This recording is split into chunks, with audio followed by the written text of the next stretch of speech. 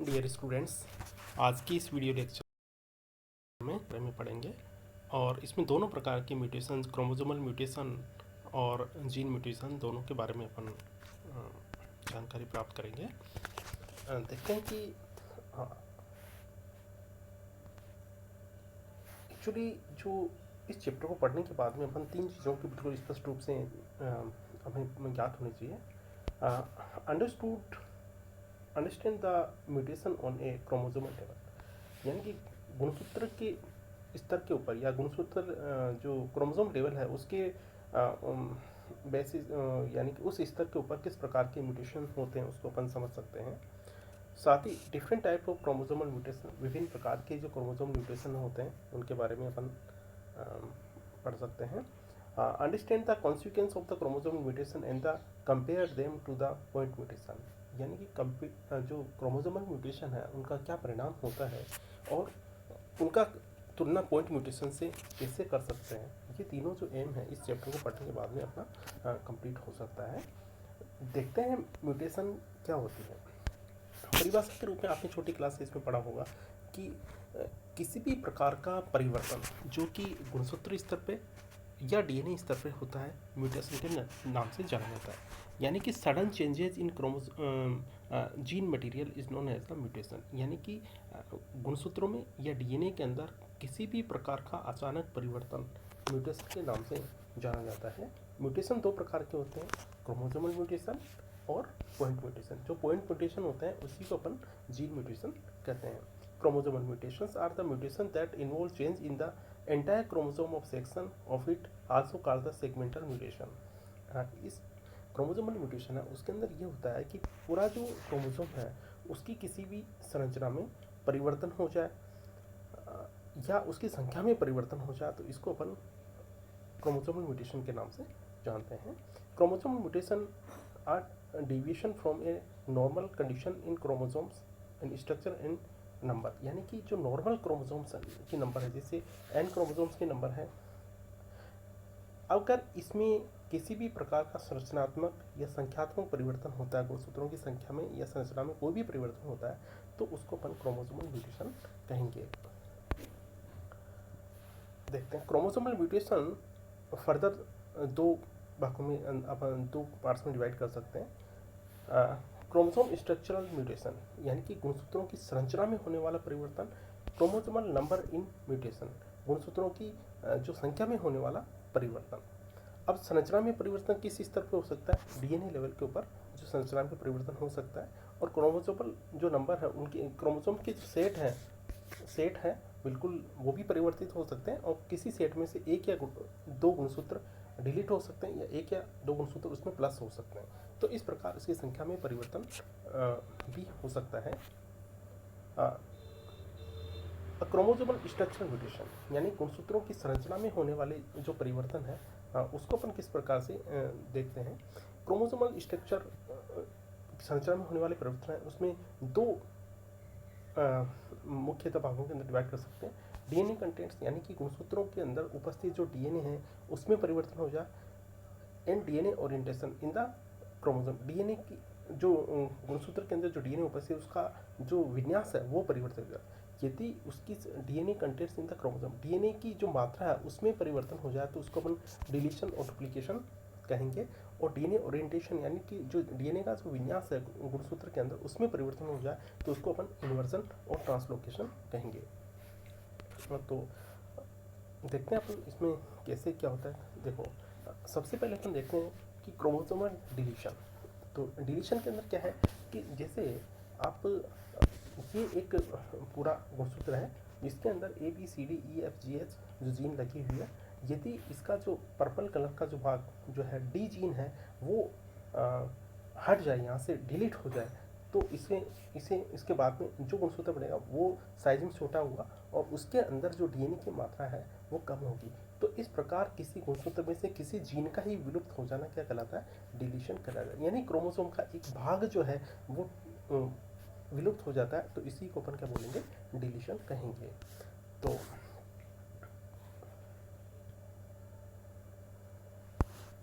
तो और इसका परिणाम क्या होगा, इसका परिणाम ये होता है कि गुणसूत्र में से कोई जीन है वो स्थायी रूप से अनुपस्थित हो जाती है। डिलीशन से संबंधित दो सिंड्रोम है, एक तो विलियमसन सिंड्रोम है और होल्फ हिर्श्होर्न सिंड्रोम। ये दो सिंड्रोम जो है वो डिलीशन से रिलेटेड सिंड्रोम है। अब देखते हैं क्रोमोसोमल डिलीशन।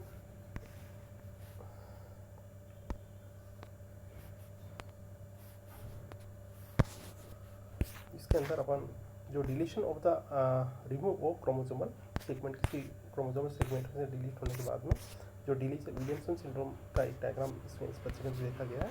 और जो दूसरा सिंड्रोम है WH सिंड्रोम, वो इसके अंदर उपस्थित है, जिसके अंदर जो एक पार्ट है वो छोटा, जैसे आई की साइज है वो छोटी, नॉर्मल आई की तुलना में छोटी हो जाती है।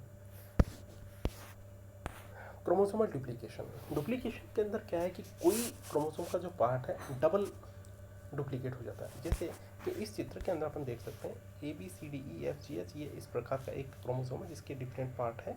इसके अंदर B और C जो है वो डुप्लीकेट हो जाता है, यानी कि इसमें डबल बार ये रिपीट हो जाता है। तो क्या होगा कि इसे हम डुप्लीकेशन कहेंगे, यानी कि क्रोमोसोम का कोई पार्ट है वो डबल बार उपस्थित है तो उसको अपन क्या कहेंगे, डुप्लीकेशन कहेंगे। और डुप्लीकेशन में का परिणाम ये होता है कि गुणसूत्र के अंदर जो DNA की जो मात्रा है वो उसमें क्या हो जाती है, वृद्धि हो जाती है।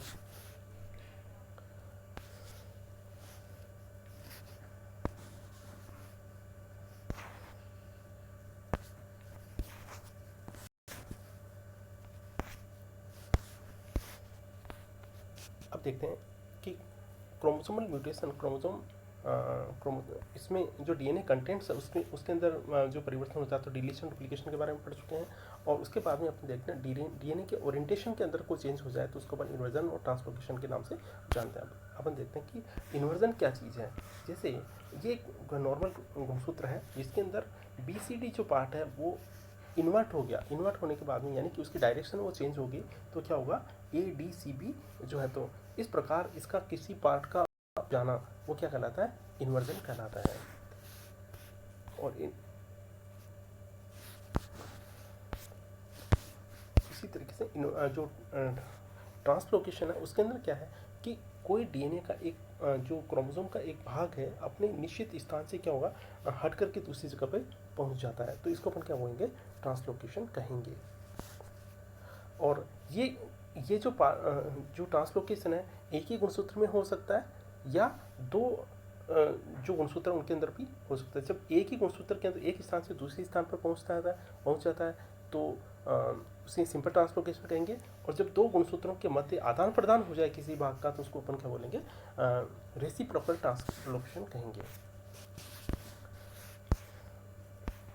जैसे इसमें जो ट्रांसलोकेशन है उसको अपन देख सकते हैं, जिसमें XX जो मेल सिंड्रोम है वो जो क्रोमोसोमल ट्रांसलोकेशन है उसी का एक डिजीज का एक एग्जांपल है। यही इस डायग्राम में भी क्रोमोसोमल ट्रांसलोकेशन को बताया गया, जिसमें XX मेल जो सिंड्रोम है उसके अंदर कौन कौन से कैरेक्टर्स जो उपस्थित होते हैं उनको बताया गया, जिसके अंदर अपन देख सकते हैं कि एबनॉर्मल रिकॉम्बिनेशन है। जैसे ये एक X गुणसूत्र है और दूसरा Y गुणसूत्र है, इसके अंदर जो इसका Y गुणसूत्र का SRY जो पार्ट है वो ट्रांसलोकेट होकर के कहाँ पहुँच जाता है, X गुणसूत्र पर पहुँच जाता है, और X गुणसूत्र का जो टर्मिनल जो पार्ट है वो Y गुणसूत्र पर पहुँच जाता है। इस प्रकार दोनों ही जो गुणसूत्र है वो एबनॉर्मल हो जाते हैं जब इनका मतलब सेग्रीगेशन होता है गेमेट बनते समय। तो इस पर्व के अंदर जैसे ये एबनॉर्मल क्रोमोसोम पहुंच जाता है और एक्स गुणसूत्र है वो एक के अंदर पहुंच जाता है, तो जो एक्स और एक्स जो मेल बनता है वो क्या बनता है, एबनॉर्मल मेल बनता है।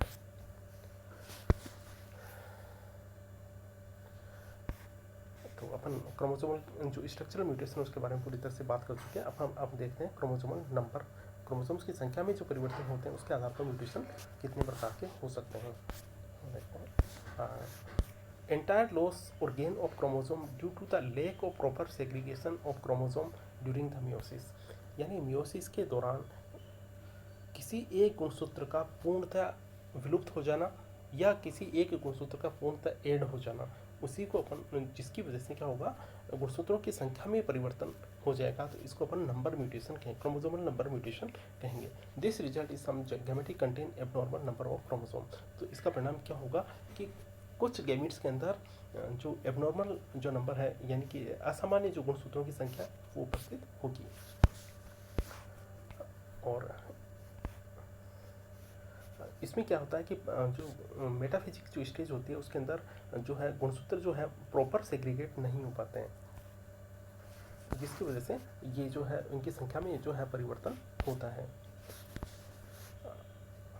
देखते हैं अपन कि किसी कोशिका के अंदर जब गुणसूत्रों की संख्या नॉर्मल उपस्थित होती है, या सोमेटिक सेल्स में कितने गुणसूत्र होते हैं, इसके जेनेटिक सेल्स में कितने गुणसूत्र होते हैं, उसके आधार पर उनको अपन क्या क्या कहते हैं। What is the proper number, normal number of the chromosome in A somatic human cells. यानी कि अगर हम बात करें कि जो सोमेटिक जो सेल्स है 2n=46 गुणसूत्र उसके अंदर उपस्थित होंगे, ठीक है। और या 23 जो पेयर है वो क्या होंगे, इसमें गुणसूत्रों के उपस्थित होंगे सोमेटिक सेल्स के अंदर। What is the normal number of the chromosome in the gametic human cells. जो गैमेट्स जो बनते हैं तो उनके अंदर गुणसूत्रों की संख्या होगी, और ह्यूमन्स के अंदर वो 23 होगी normal. Somatic cells are called and gametic cells are called the gamete. जो सोमेटिक सेल्स है, क्योंकि इसके अंदर 2n गुणसूत्र होंगे, तो उसको अपन क्या बोलेंगे, डिप्लॉइड कहेंगे। जबकि गैमेटिक जो सेल्स होती है उनके अंदर गुणसूत्रों की संख्या आधी होती है, अतः इसको अपन क्या बोलेंगे, इसको हैप्लॉइड कहेंगे।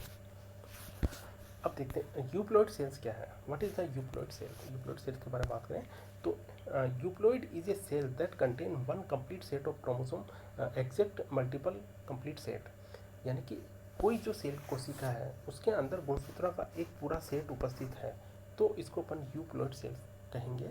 या इसके अंदर जब गुणसूत्रों का 2 सेट उपस्थित हो तो भी क्या है, ये यूप्लॉइड सेल है। यानी कि इसमें गुणसूत्रों के 2 सेट उपस्थित, यानी कि जब गुणसूत्रों की संख्या सेट के रूप में उपस्थित हो तो इसको अपन यूप्लॉइड सेल्स कहेंगे।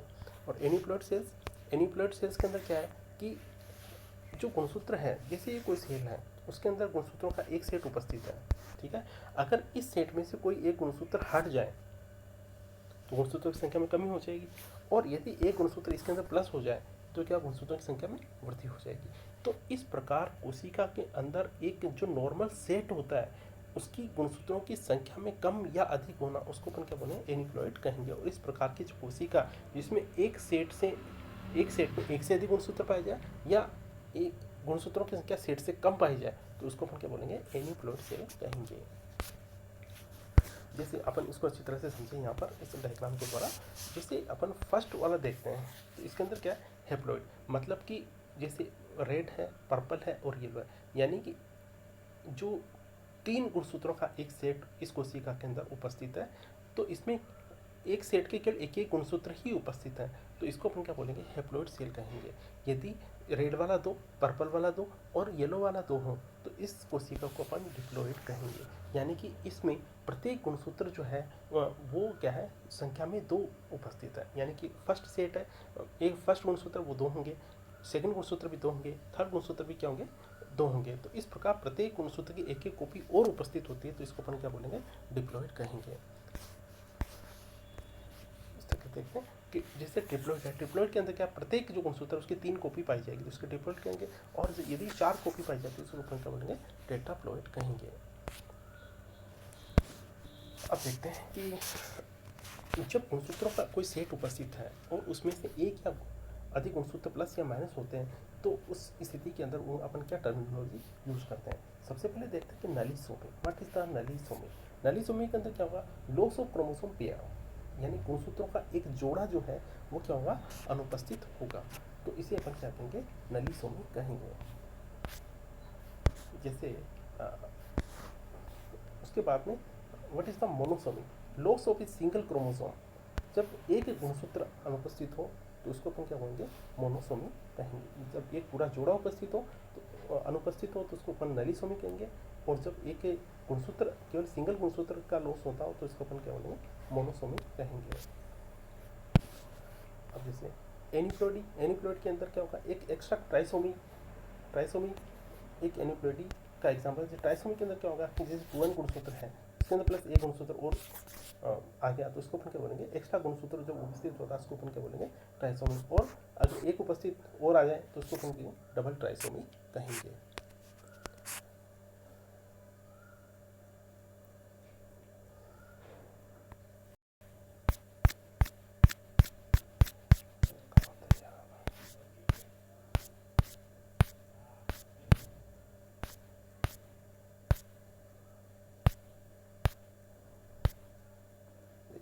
यहाँ पे बात करते हैं अपन, ठीक है। तो नलीसोमी हो गया था, मोनोसोमी हो गया था और ट्राइसोमी। ट्राइसोमी के अंदर प्लस एक गुणसूत्र होगा और टेट्रासोमी के अंदर प्लस दो गुणसूत्र प्लस होंगे। तो इस प्रकार अपन देख सकते हैं एनीप्लॉइडी और यूप्लॉइडी, जिसके अंदर एनीप्लॉइडी क्रोमोसोम लिमिटेशन और monosomy chromosomal translocation, chromosomal structural mutation, nullisomy, इस टाइप से बहुत सारे जो हैं जो चीज़ें अपन आराम से इसके अंदर जो जनरल जो टर्मिनोलॉजी है उसके बारे में अपन जानकारी प्राप्त की है। Thank you.